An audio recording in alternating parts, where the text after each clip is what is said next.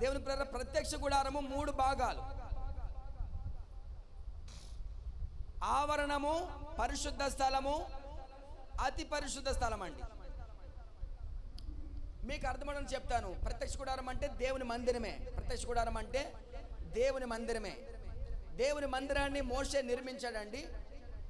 ఆ 3 భాగాలు: ఆవరణము, పరిశుద్ధ స్థలము, అతి పరిశుద్ధ స్థలము. మీకు అర్థం అవ్వడానికి, ఇప్పుడు ఈ మందిరానికి బయట ఉన్న ఈ ప్లేస్ అంతా కూడా, ఈ ఖాళీ ప్లేస్ అంతా కూడా ఆవరణము.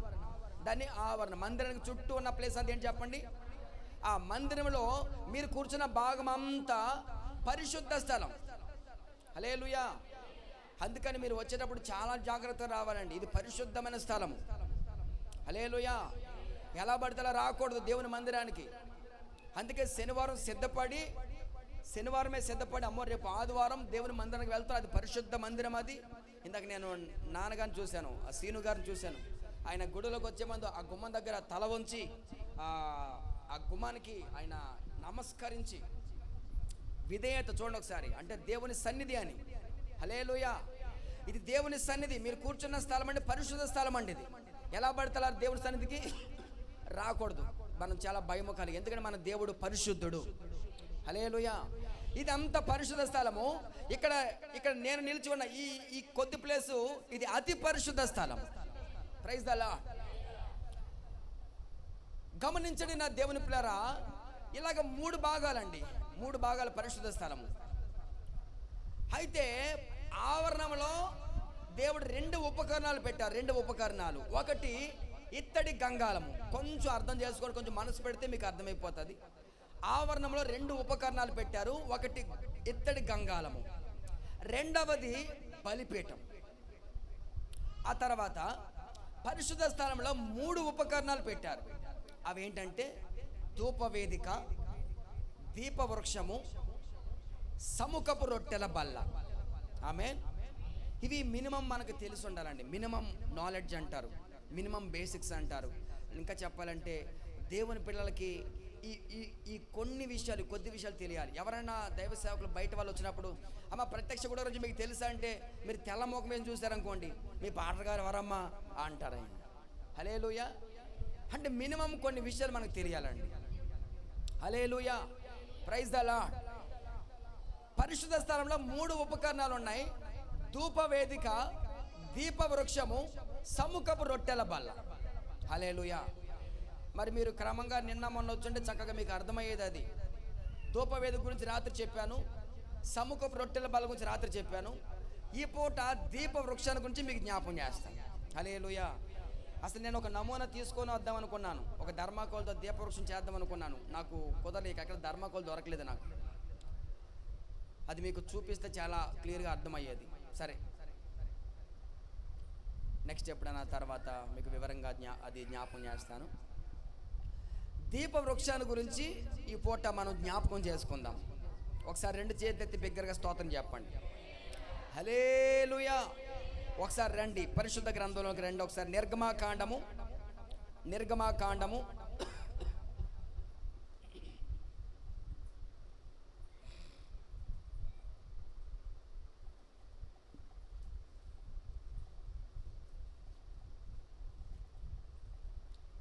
25వ అధ్యాయము 31 నుంచి 40 వరకు ఉంటుంది. మరియు నీవు మేలిమి బంగారుతో దీపవృక్షమును చేయవలెను. నకిషీ పనిగా ఈ దీపవృక్షము చేయవలెను. దాని ప్రకాండములు, దాని శాఖలను నకిషీ పనిగా చేయవలెను. దాని కలశములు, దాని మొగ్గలు, దాని పువ్వులు దానితో ఏకమై ఉండాలి. స్తోత్రం చెబుదామా? హల్లెలూయా. దీపవృక్షం అనేది ఎలా ఉంటుంది అంటేనండి, ఒక నమూనా ఉంటే మీకు చూపించేవాళ్ళం, అయినా పర్వాలేదు. మధ్యలో ఒక కాండం ఉంటుంది. ఆ కాండానికి ఇటువైపున 3 కొమ్మలు ఉంటాయి, ఇటువైపున 3 కొమ్మలు ఉంటాయి. కాండం మధ్యలో ఉంటుంది. ఆ కాండానికి ఇటువైపున 3 కొమ్మలు ఉంటాయి, ఇటువైపు 3 కొమ్మలు ఉంటాయి. దేవుని ప్రేరా ఇక మొత్తానికి టోటల్గా చెప్తే 7 7 దీపాలు వెలుగుతూ ఉంటాయండి. 7 దీపాలు వెలుగుతూ ఉంటాయి. దేవుని పిల్లరా, ఆ 7 దీపాలు నిత్యము వెలుగుతానే ఉండాలండి. Praise the lord. అవి పొరపాటున ఆరిపోకూడదు. దేవుని మందిరంలో ఆ 7 దీపాలు నిత్యము వెలుగుతానే ఉండాలి. ఆ దీపాలు వెలగడానికండి ఆ అచ్చమైన స్వచ్ఛమైనటువంటి ఒలీవ కాయలు, అవి దంచి తీసిన నూనె, ఒలీవ నూనె తీసుకొని రావాలి. ఆ ఒలీవ నూనె నిత్యము పోయాలి. ఆ దీపాన్ని వెలిగిస్తూ ఉండాలి. Praise the lord. దేవుని మందిరంలో నండి దీప వృక్షపు కాంతి మాత్రమే వెలగాలి. ఇక బయట వెలుగు లోనికి రాకూడదు. హల్లెలూయా. దీప వృక్షపు వెలుగు మాత్రమే ఉండాలి. ఇక బయట వెలుగు ఏది రాకూడదు. నా దేవుని ప్రియులారా, గమనించండి, ఆలోచించండి. ఆ దీప వృక్షాన్ని ప్రభు చేయమని చెప్పారు. ఆ దీప వృక్షం ఎవరిని సూచిస్తూ ఉందంటే మనల్నే సూచిస్తూ ఉంది. హల్లెలూయా. Praise the Lord. ఆ మధ్యలో ఉన్న కాండం ఎవరంటే యేసుక్రీస్తు. ఎవరు చెప్పండి? ఆ మధ్యలో ఉన్న కాండం ఎవరు చెప్పండి? యేసుక్రీస్తు. ఇటువైపున కొమ్మలు మనమే. ఈ మూడు కొమ్మలు ఈ కాండముతో ఏకమై ఉండాలండి. Praise the lord. అంటే మనం అందరము తండ్రి అయిన దేవునితో, యేసుక్రీస్తుతో ఏకమై ఉండాలి. అర్థమైన గట్టిగా స్తోత్రం చెప్పండి. Praise the lord. అందుకే యేసు ప్రభు ఒక మాట అంటారు, యోహాను సువార్త 15 అనుకుంటా, నాకు వేరుగా ఉండి ఆయనకు వేరుగా ఉండి మనం ఏమీ చేయలేమండి. ఆయనకు వేరుగా ఉండి మనం ఏమీ సాధించలేం. కనుక యేసు క్రీస్తుతో మనం అంటు కట్టబడి ఆయనతో ఏకమై ఆయన వెలుగుతూ ఉంటాడు. ఆ పక్కన 3 దీపాలు, ఈ పక్కన 6 దీపాలు వెలుగుతానే ఉండాలి. స్తోత్రం చెప్పాలి గట్టిగా. Praise the lord. నా దేవుని ప్రియులారా, ఈ దీప వృక్షాన్ని దేంతో చేస్తారో తెలుసా అండి? స్వచ్ఛమైన అచ్చమైన మేలిమి బంగారుతో. ఆమేన్. మేలిమి బంగారుతో చేశారండి. నా దేవుని ప్రియులారా, ఆ తర్వాత ఈ దీప వృక్షానికి కత్తెర ఉంటుంది. దీప వృక్షానికి కత్తెర ఉంటుంది. నేను చదువుతున్నప్పుడు నాకు అర్థం కాలేదు, దీప వృక్షానికి కత్తెర ఎందుకురా బాబు అనుకున్నాను. ఒక కత్తెర చెప్పు కూడా ఉంటుంది, ఒక చెప్ప ఎందుకురా బాబు, కత్తెర ఎందుకు బాబు అని చెప్పి నేను అనుకున్నాను. చదువుతూ ఉంటే పరిశుద్ధాత్మదేవుడు ఆ కింద రాసి పెట్టి ఉంచారండి. ఈ దీపానికి అప్పుడప్పుడు మసి పట్టేస్తూ ఉంటుంది. ఏం పట్టేస్తుంది? ఈ దీపానికి మసి పట్టేసి అప్పుడు సరిగ్గా వెలగదండి. అది అప్పుడు మిలుకు మంట వెలుగుతూ ఉంటుంది. మనం అనుకుంటాం తైలం అయిపోయిందేమో, నూనె అయిపోయిందేమో అనుకుంటాం. మనం తీరా చూస్తే ఓపెన్ చేస్తే బుడ్డి నిండా నూనె ఉంటుంది, బుడ్డి నిండా కిరోసిన్ ఉంటుంది, తైలం ఉంటుంది. కానీ దీపం మాత్రం మిలుకు వెలుగుతూ ఉంటుంది. అప్పుడు మనం ఏం చేయాలంటే ఆ మసి పట్టేసిన దాన్ని కత్తిరితో కత్తిరించాలి. Praise the Lord. హల్లెలూయా. ఆ మసి పట్టేసిన దాన్ని కత్తిరితో కత్తిరించినప్పుడు అప్పుడు దేదీప్యమానంగా వెలుగుతూ ఉంటుంది. హల్లెలూయా. మన జీవితాల్లో కూడా, మన బ్రతుకుల్లో కూడా కొన్నిసార్లు మసి పట్టేసినట్టుగా మనల్ని దేవుడు ఎప్పుడో వెలిగించారండి. హల్లెలూయా. నరుని ఆత్మ చెప్పాలి నరుని ఆత్మ యెహోవా పెట్టిన. అందుకే దావీదు భక్తుడు ఒక మాట అంటారు, నా దీపం వెలిగించువాడవు నీవే. ఆమేన్. అందుకే మనం పాడుకున్నాం పాట. యేసన్న గారు చాలా అద్భుతంగా పాట రాశారు, నా దీపం వెలిగించువాడవు నీవే. ఆ మధ్య ఒకసారి యేసన్న గారిని ఒక గృహప్రవేశానికి పిలిచారంటండి. గృహప్రవేశానికి పిలిస్తే దేవుని పిల్లరా, చాలామంది రాజకీయ నాయకులు, పెద్ద వాళ్ళందరూ వచ్చారంటండి. యేసన్న గారు పాస్టర్ గారు కదా, పాస్టర్ గారిని గౌరవించాలని చెప్పి పాస్టర్ గారిని కూడా పిలిచారంట. సరే, ఆయన చూస్తూ ఉన్నారు. వీళ్ళెవ్వరు వెళ్ళకముందే గృహప్రవేశం జరిగింది. దాంట్లో ఒక ఆవును తిప్పారు. అది మొత్తం 1, 2 అన్నీ పోసేసింది ఆ ఇంట్లో. ఆ తర్వాత ఆ పంతులు గారు ఏవే మంత్రాలు చదువుతూ ఉన్నారటండి. ఆ తర్వాత ఎవరో ఒక పెద్ద ఆయన వస్తే ఆయనతో దీపం వెలిగిస్తే బాగుంటుందని చెప్పి ఆయన వెలిగించమన్నారంట. వెంటనే ఆయన అగ్గిపెడితే అన్నాడంట. అగ్గిపెడితే అంటే వెంటనే వాళ్ళు అగ్గిపెడి తెచ్చారంట. అగ్గిపెడి తెచ్చారని దీపాన్ని వెలిగించారంటండి. ఆయన దీపాన్ని వెలిగించి ఇలా తిరిగేసరికి దీపము ఆరిపోయింది. అంటే గాలి వేయటం వల్ల దీపము.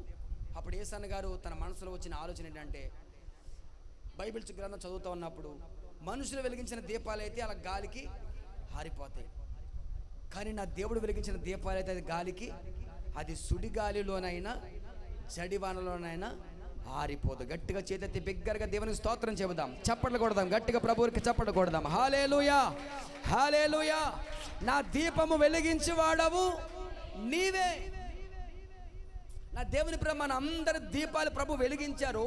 అయితే కొంతమంది వెలుగుతూ ఉన్నారు, కొంతమంది మసి పట్టేసినట్టుగా, కొంతమంది మిలుకు వెలుగుతూ ఉన్నారు. వెలగనా మా అన్న అని చెప్పి వెలుగుతూ ఉన్నారు. యేసు ప్రభు చెప్తున్న మాట ఏంటంటే, అందుకనే దీపానికి మాట్లాడకండి, డోంట్ మేక్ నాయిస్.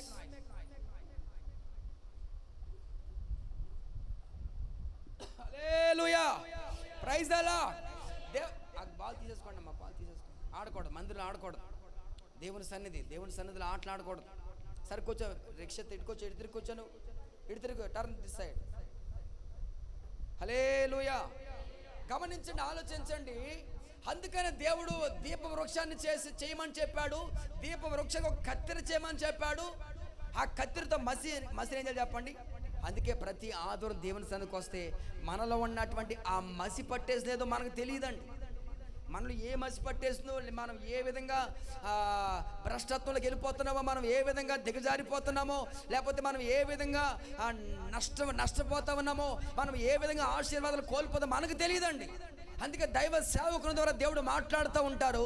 దేవుడు మన ప్రతి కల్మషాన్ని కడిగి, మన ప్రతి దోషములన్నీ ప్రభు తుడిచివేసి మన దేవుడు ఆశీర్వాదానికి వారసులుగా మార్చేస్తాడు.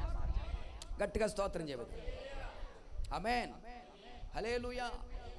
గనుక గమనించిన, ఆలోచించిన, ప్రతి ఆదివారం మన దేవుని సన్నిధికి వెళ్తూ ఉంటే మన దేవుడు పరిశుద్ధుడు గనుక ఆయన మనం పరిశుద్ధపరుస్తూ ఉంటారు. హల్లెలూయా. గమనించండి నా దేవుని ప్రియరా. అందుకని దీపవృక్షం ఎవరిని సూచిస్తూ ఉందంటే, ఎవరికి జ్ఞాపకంగా ఉందంటే మనకే. హల్లెలూయా. కనుక నా దేవుని ప్రియరా, ఆ దీపవృక్షం వలె మనం వెలుగుతూ ఉండాలి. అందుకే ప్రకటన గ్రంథంలో ఒక మాట ఉంటుంది, 7 దీప స్తంభముల మధ్య సంచరించుచున్న దేవుని ఆత్మ. ఎక్కడ చెప్పండి, ఎన్ని దీపాలండి? ఈ దీపవృక్షానికి ఎన్ని దీపాలు ఉంటాయి? 7 దీపాలు. ఆ 7 దీప స్తంభముల మధ్య సంచరిస్తున్నటువంటి దేవుని ఆత్మ అలా సంచరిస్తూ అక్కడ దేవుడు ఎఫెసీ సంఘంతో మాట్లాడుతూ ఉంటారు. చాలా విషయాలు మాట్లాడుతూ ఉంటారు. Praise the lord. స్తోత్రం చెబుదామా? హల్లెలూయా, హల్లెలూయా. ఒకసారి లేవియా కాండము 24వ అధ్యాయము మొదటి వాక్యం, మొదటి నుంచి 4 వాక్యాలు చదవండి ఒకసారి. మరియు యెహోవా మోషేకి ఇలాగ సెలవిచ్చాను, దీపము నిత్యము వెలుగుచుండినట్లు ప్రదీపము కొరకు దంచి తీసిన అచ్చమైన ఒలీవ నూనెను తేవాలని ఇశ్రాయేలునికి ఆజ్ఞాపించుము. ప్రత్యక్షపు గుడారములో శాసనాల అడ్డ తెరకు వెలుపల అహరోను సాయంకాలం మొదలుకొని ఉదయం వరకు అది వెలుగునట్లుగా యెహోవా సన్నిధిని దాన్ని చక్కపరచాలి. ఇది మీ తరతరములకు నిత్యమైన కట్టడ. అతడు నిర్మలమైన దీప వృక్షము మీద ప్రదీపములను యెహోవా సన్నిధిని నిత్యము చక్కపరచాలి. ప్రైజ్ ది లార్డ్, హల్లెలూయా. చదువుకున్న మాటలో రాయబడిన మాట ఏంటంటే, ఆ దీపాలు నిత్యము వెలుగుతూ ఉండాలి, నిత్యము వెలుగుతూ ఉండాలి. దాని కొరకు దంచి తీసిన ఒలీవ నూనె. ప్రైజ్ ది లార్డ్, హల్లెలూయా. నా దేవుని ప్రియులారా, గమనించండి, ఆలోచించండి. నిత్యము వెలుగుతూ ఉండాలంటే నిత్యము ప్రార్థన చేస్తూ ఉండాలి. ఆమేన్. నిత్యము ప్రార్థన చేస్తూ ఉండాలి, నిత్యము ప్రభువును స్తుతిస్తాం, నిత్యము ప్రభువును ఆరాధిస్తూ ఉండాలండి. అందుకనే ఆ వాక్యంలో రాయబడిన మాట, ఎడతెగక ప్రార్థన చేయండి. ఎడతెగక ప్రార్థన చేయాలి, నిత్యము ప్రార్థన చేయాలి. దేవుని ప్రియరా, మన పితరులు ఇశ్రాయేలుని దేవుడు వాళ్ళకు ఒక వాగ్దానం చేశారు, మీరు యెరూషలేము నుంచి వెళ్ళొద్దు. తండ్రి ద్వారా మీరు ఏ వాగ్దానం పొందుకున్నారో వాగ్దానం కొరకు మీరు ఎదురు చూడాలి. ఇదిగో నా ఆత్మని నేను మీకు అనుగ్రహిస్తాను, ఇదిగో నేను మీ కొరకు ఆదరణకర్త పంపిస్తానని చెప్పి దేవుడు ఒక వాగ్దానం చేశారు ఇశ్రాయేలీయులకి. నా దేవుని ఆ వాగ్దానం కొరకు కనిపెట్టమని చెప్పారండి ఇశ్రాయేలీయులు. ఆ తర్వాత యేసుక్రీస్తు ఈ లోకాన్ని విడిచి ఆరోహణ వెళ్ళిపోతున్నప్పుడు ఆ దేవుని వాళ్ళందరూ ఒక చోట ఒక మేడ గదిలో కూర్చుని వాళ్ళందరూ ఏక మనసు ఎడతెగక ప్రార్థన చేశారు. ఆమె ఇంచుమించు 120 మంది అండి. ఎంతమంది చెప్పండి? 120 మంది ప్రజలు ఎడతెగక ప్రార్థన చేశారు. నిత్యము ప్రార్థన చేశారు. నిత్యము ప్రార్థన చేయాలండి. నిత్యము ప్రార్థన చేస్తే ఏం జరుగుతానంటారేమో, నిత్యము ప్రార్థన చేస్తే ఆకాశం యొక్క ద్వారాలు తెరవబడతాయి. ఆమె నిత్యము ప్రార్థన చేస్తారండి, పరలోక ద్వారాలు తెరవబడతాయి. పరలోకం నుంచి మన కొరకు దేవుడు ఒక నిచ్చెన వేస్తాడు. దేవుడే మన కొరకు నిచ్చెన వేస్తాడండి. ఆ నిచ్చెన మీద దేవదూతలు ఎక్కుతారు దిగుతారు. పైనుంచి సమాచారం మనకు తీసుకొస్తారు. మన సమాచారం దేవునికి చేరవేస్తారు. హల్లెలూయా, ప్రైజ్ ది లార్డ్. నిత్యము ప్రార్థన చేస్తూ ఉండాలి. నిత్యము దీపాలు వెలుగుతూ ఉండాలి. హల్లెలూయా.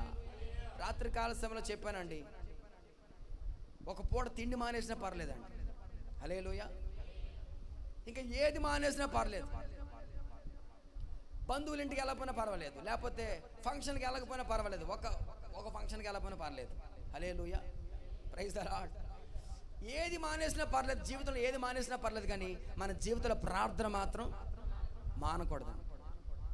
అందుకే రాత్రి కూడా జ్ఞాపకం చేస్తాను, విసుగాక నిత్యము ప్రార్థన చేయాలి, ఎడతెగక ప్రార్థన చేయాలి. ఆమేన్. స్తోత్రం చెబుదామా? హల్లెలూయా. దేవుని నిత్యము ప్రార్థన చేయాలి. చాలామంది అంటే నిత్యం ఎలా ప్రార్థన చేస్తారు? మరి మేము పనులు చేసుకోవాలంటే పాడరు గారా, మేము పనులు చేసుకోవాలి నిత్యమే, మాకు అంత కార్యం ఉంటుంది, మేము ఎలా మరి పనులు మానేయాలా? మీరు బాగా చెప్పేశారు నిత్యం ప్రార్థన చేయాలని. మరి మాకు అది కుదిరే పనా అని అనుకుంటున్నారేమో. హల్లెలూయా. సరే, మీ అందరికీ అర్థం ఒక మాట చెప్తాను. మన అవయవాల్లో మనకు దేవుడిచ్చిన అవయవాలు, ఒక్క అవయవం మాత్రం నిత్యము కంటిన్యూస్గా పనిచేస్తాడు. అదేంటి చెప్పగలరా? ముక్కు. మనం నిద్రపోయేటప్పుడు కూడా పని చేసేది ఏంటంటే ముక్కే, శ్వాస. Praise the Lord. హల్లెలూయా. గమనించండి, ఆలోచించండి దేవుని ప్రేమ. మనం పడుకునేటప్పుడు మన చెవి దగ్గరకు వచ్చి ఎంతమంది ఎన్ని మాటలు మనకి అర్థమాదు. నిజంగా నిద్రపోతే అర్థంగా, నటించే వాళ్ళకైతే అర్థమైపోద్దులే. నిజంగా నిద్రపోతే మన దగ్గర ఎన్ని మాటలు మనకి ఏమీ అర్థం కాదు. ఇక మనం కాలు చేయి కదపలేం. Praise the Lord. హల్లెలూయా. నిత్యము పని చేస్తే ఏంటి తెలుసా అండి? ముక్కు. శ్వాస ఆడుతూనే ఉంటుంది. పడుకున్నా నిద్రపోయినా మనం ఏం చేసినా శ్వాస మాత్రం ఆడుతూనే ఉంటుంది. అందుకే ప్రార్థన మనకి ఊపిరిలాగా మారాలి. హల్లెలూయా. ప్రార్థనే మన శ్వాసగా మారాలి. ఎక్కడున్నా సరే ప్రార్థన అంటే మీరు మోకాళ్ళు వేసి చేయాల్సిన లేదండి. మీరు చెరువు గట్టు మీద ఉన్నా తండ్రి నాయన ప్రభువా స్తోత్రం ప్రభువా మన మనసులో ఒక చిన్న మాట అనుకునేది ప్రార్థనే. హల్లెలూయా. మీరు బస్సులో ఉన్నారు, బస్సులో వెళ్తున్నారు, ప్రభువా నాయన తండ్రి నాయన బస్సు క్షేమంగా వెళ్తే సహాయం తెచ్చండి, క్షేమంగా గమ్యాన్ని చేర్చండి, ఆమేన్. అది ప్రార్థనే.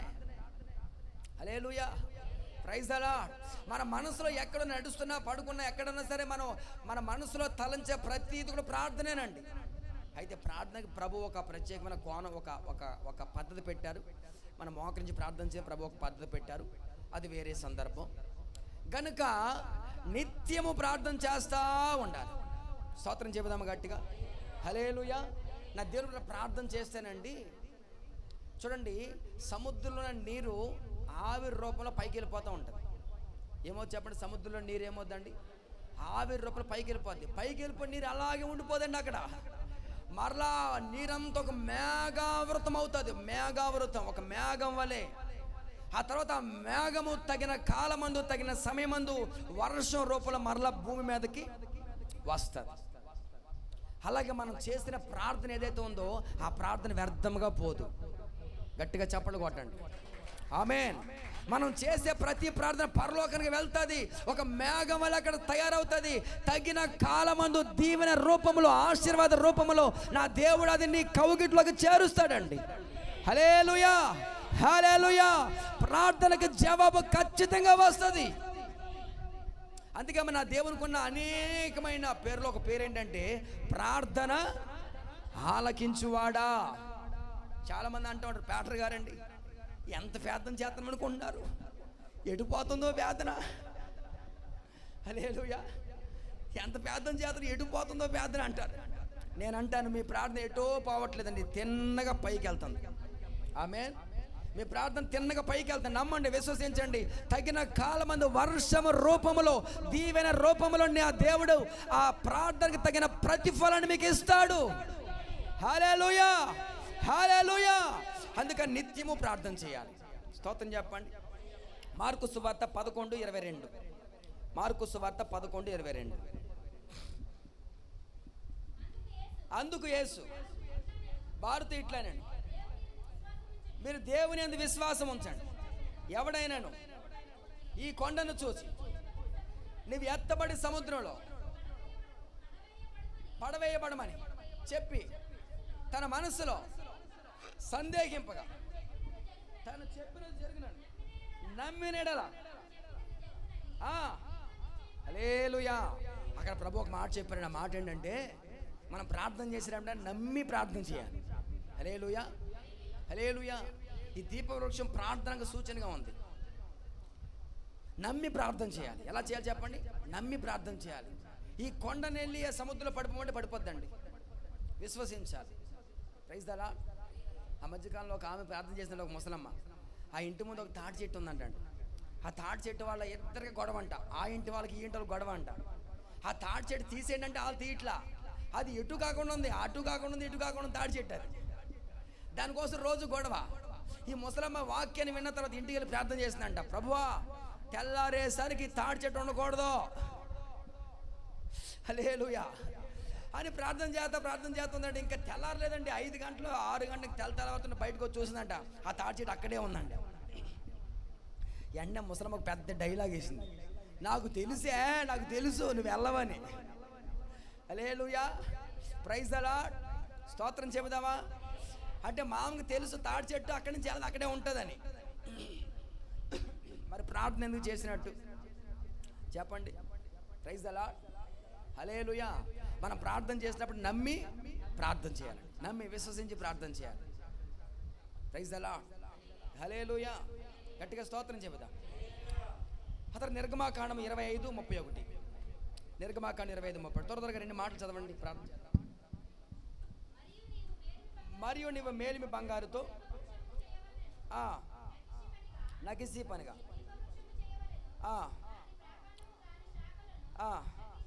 సమూయేలు గ్రంథము 2వ సమూయేలు 12:13. త్వరగా 2 మాటలు చదవని ప్రార్థన చేద్దాం. సమూయేలు 2వ సమూయేలు 12:13. నేను పాపం చేశానని చెప్పి దావీదు నాతానుతో అనగా, నాతాను ఏమన్నాడు తెలుసండి? యెహోవా నీ పాపమును పరిహరించెను. హల్లెలూయా. రెండవది ప్రార్థన ఎలా చేయాలి తెలుసండి? మన పాపాలు ఒప్పుకొని ప్రార్థన చేయాలి. ఆమేన్. ప్రార్థన చేసిన దేవుడు ప్రార్థన ఆలకించట్లేదో అనడం కాదండి, మన ప్రార్థన ఆలకిస్తాడు దేవుడు. అయితే దానికి ముందు మనం చేయవలసింది మన పాపములు ఒప్పుకొని ప్రార్థన చేయాలి. అందుకని వాక్యం రాయబడిన మాట ఏంటంటే, దేవుడు పాపుల మనవి ఆలకించడు. అందుకని మనం పాపములు, దావీదు తను తెలిసి చేసిన ఒక పొరపాటు, ఒక చిన్న పొరపాటు వల్ల, తను చేసిన ఒక చిన్న పాపం వల్ల దేవుడు అతని ప్రార్థన ఆలకించట్లేదు. అప్పుడు ఒక ప్రవక్తను అక్కడ పంపించాడు. ప్రవక్తను అక్కడ పంపించి అతను చేసిన పొరపాటు అంతా తెలియజేశాడండి. అప్పుడు దావీదు వెంటనే కప్పుకొనకుండా ఆ పాపాన్ని అక్కడే ఒప్పుకొని విడిచిపెట్టేశాడు. అందుకని కీర్తన గ్రంథంలో 32 సామెతలు అనుకుంటా, 30 సామెతల కీర్తన 32వ అధ్యాయంలో ఉంటుంది, అతిక్రమణ దాచిపెట్టివాడు వర్ధిల్లాడు. నా దేవుని ప్రేరా, మనం ప్రార్థన చేసేటప్పుడు పాపములు ఒప్పుకొని ప్రార్థన చేయాలి.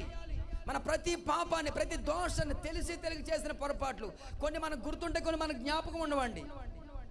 అప్పుడు మన ప్రభువుని అడగాలి, యేసయ్యా నా ప్రతి దోషమును క్షమించండి, నా ప్రతి పాపాన్ని క్షమించండి అని ప్రభువుని అడిగితే మన దేవుడు క్షమించడానికి సిద్ధమైన మనసు కలిగిన వాడు ఆయన. మన దేవుని దగ్గర క్షమాపణ దొరుకుతుందండి.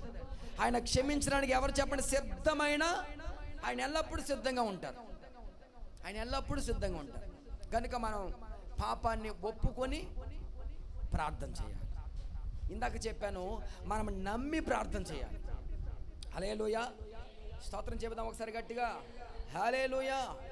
అందుకే దావీదు కీర్తన గ్రంథం 51వ అధ్యాయంలో ఎంతగా ప్రార్థన చేస్తాడో తెలుసా అండి? అతను రాజుగారండి బాబు. అతను ఎవరు తెలుసా? ఒక దేశాన్ని, ఒక పెద్ద ఒక రాజ్యాన్ని పరిపాలిస్తున్నటువంటి ఒక రాజుగారు, గొప్ప రాజుగారు దావీదు. ఒక గొప్ప రాజుగారే తన పరుపు తేలేటంతగా ఏడ్చాడు. అతను అంటాడు, నా పాపము పోవునట్టు బాగుగా, హల్లెలూయా, నన్ను హిస్సోపుతో కడగండి అయ్యా, హిమము కంటే తెల్లగా మార్చండి నాయనా. అతను అంటాడండి ఒక మాట, యేసయ్యా నన్ను నీ సన్నిధిలో నుంచి త్రోసివేయద్దు. ఒకవేళ తోసేస్తావేమో నన్ను త్రోసివేయద్దు. పరిశుద్ధాత్మ నాలో తీసేస్తావేమో తీసివేయొద్దు. ఆమేన్, ప్రైజ్ ద లార్డ్. నా దేవుని ప్రేర గమనించి ఆలోచించండి. ఆదాము అవ్వలు పాపం చేసినప్పుడు దేవుడు వాళ్ళని దేవుని మందిరంలో ఉంచలేదండి. ఆ సన్నిధిలోంచి దేవుడు వాళ్ళని బయటికి నెట్టేశాడు, తోసివేశాడు. గమనించిన నా దేవుని ప్రియులారా, ఆలోచించిన. అందుకని దావీదు అంటున్నాడు, దేవాన్ని సన్నిధిలోంచి నన్ను త్రోసివేయొద్దు, నా దగ్గర నుంచి నీ పరిశుద్ధాత్మను తీసివేయొద్దు. నీ రక్షణ ఆనందం నాకు మరలా పుట్టించండి. హల్లెలూయా. రక్షణలో ఆనందం ఉందండి. Praise the lord. నా దేవుని ప్రియ గమనించండి, ఆలోచించండి. ఒకటి, నమ్మి విశ్వసించి ప్రార్థన చేయాలి. రెండవది, పాపాన్ని ఒప్పుకొని ప్రార్థన చేయాలి. అందుకని ప్రకటన గ్రంథంలో ఒక మాట ఉంటుంది, నీవు ఏ స్థితిలోంచి పడిపోయావో అది జ్ఞాపకం చేసుకొని చదువుతారు ఒకసారి ఆ మాట. 2వ అధ్యాయము, ప్రకటన గ్రంథం 2వ అధ్యాయము. ఆ మాట చదవండి.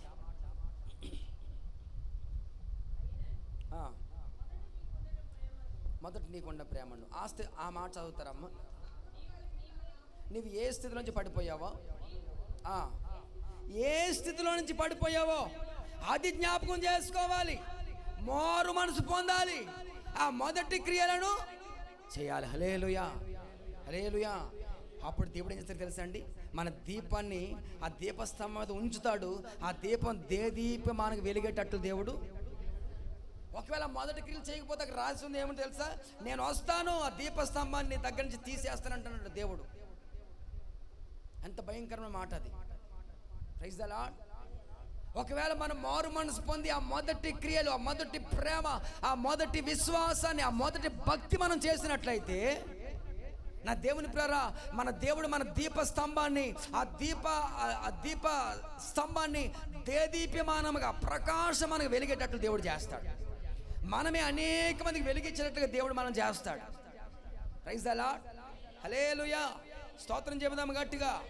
అందుకే దావీదు అంటారు 18వ కీర్తన మనం చదువుకున్న కీర్తనలో, నా దీపం వెలిగించువాడవు. 18, నా దీపం వెలిగించువాడవు.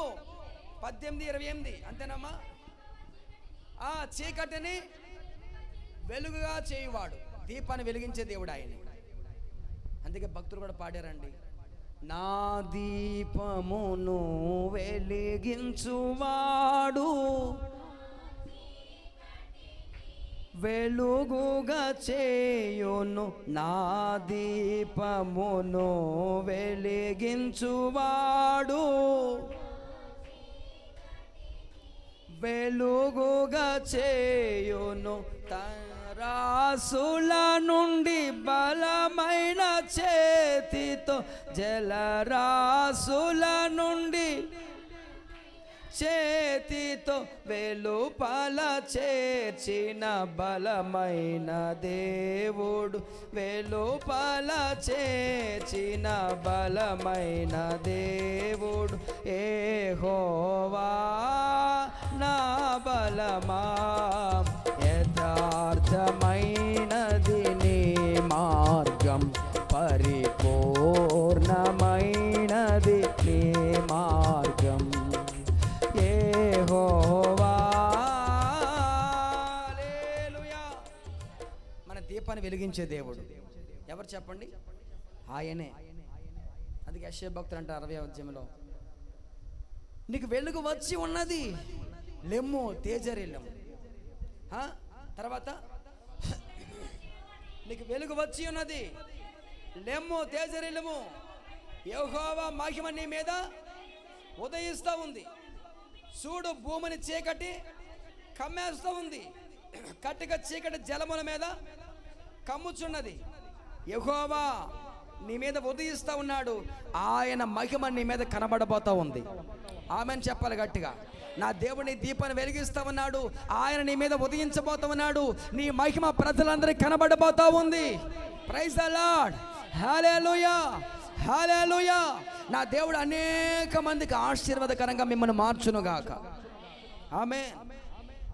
వెలుగు ఎక్కడైతే ఉంటుందో అక్కడికి సమస్త పురుగులన్నీ వస్తాయండి. అవునంటారు కాదంటారు? ఇప్పుడు మనకు వచ్చేది వర్షాకాలం అంటే రాత్రి కూడా మేము లైట్ వేయగానే ఎన్ని మిడతలు వచ్చేసినాయో అమ్మా.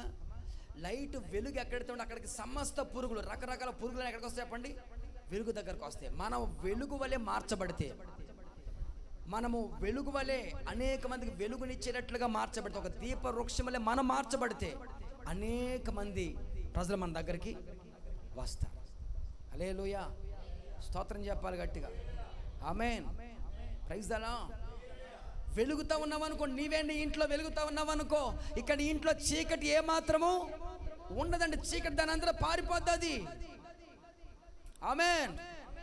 నీవే ఒక దీపముగా వెలుగుతూ ఉండాలి. అందుకే ఇంటికి ఇల్లాలు దీపం అన్నారు. Praise the Lord. హల్లెలూయా.